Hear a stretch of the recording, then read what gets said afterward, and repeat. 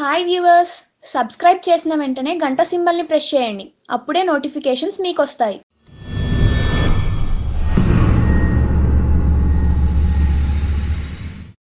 Reliance company ఎప్పటికప్పుడు ఆశ్చర్యంలో ముంచెత్తుతూ షాక్లకు గురి చేస్తూనే వస్తుంది. రిలయన్స్ జియో వచ్చి 6 నెలలు ఫ్రీ ఫ్రీ ఫ్రీ అంటూ లక్షల కొద్ది మందిని వినియోగదారులుగా చేర్చుకుంది. జియో పుణ్యమాని ప్రతి ఒక్కరూ సరసమైన ధరలకే వచ్చిన స్మార్ట్ ఫోన్, ఫ్రీగా వచ్చిన ఇంటర్నెట్ డేటా, యువత తన టైం 90% ఆ ఫోన్లో ఉండేలా చేసింది జియో.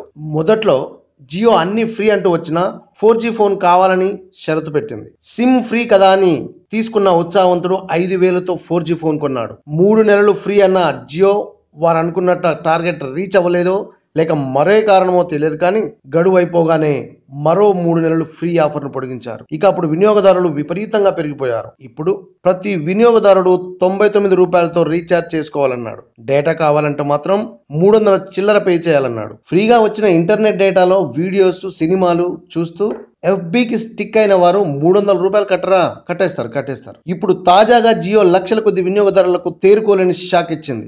మార్చి 31 గడువు ముగిసే లోపు ప్రైమ్ మెంబర్షిప్ తీసుకున్న తర్వాత ప్రతి వినియోగదారుడు ఖచ్చితంగా ఏదో ఒక ప్యాక్ లో రీఛార్జ్ చేయవలసిందే అని, లేకుంటే అవుట్ గోయింగ్ కాల్స్ బంద్ అవుతాయని తేల్చి చెప్పేసింది జియో. అంటే మార్చి 31 లోపు 99 రూపాయలు చెల్లించి జియో ప్రైమ్ మెంబర్షిప్ తీసుకోవాలి. ఈ మెంబర్షిప్ తీసుకున్నాం కదా అని రీఛార్జ్ చేయకుండా ఉంటే అవుట్ గోయింగ్ కాల్స్ వెళ్ళవు. 99 రూపాయల రీఛార్జ్ తో పాటు ఏదో ఒకటి ప్యాక్ ని రీఛార్జ్ చేసుకోవాలి, లేదంటే జియో సేవలు బంద్ చేస్తామని వాళ్ళ వెబ్సైట్ లో వాళ్ళు స్పష్టంగా చెప్పారట. అంతేనా, 3 నెలలు రీఛార్జ్ చేయకపోతే ఇన్కమింగ్, అవుట్ గోయింగ్ రెండు బంద్ చేస్తామని హెచ్చరించారు. హాయ్ జియో వినియోగదారులారా, ఇంకా జియో అప్డేట్స్ కావాలనుకుంటే కామెంట్ చేయండి, వెంటనే సబ్స్క్రైబ్ చేయండి.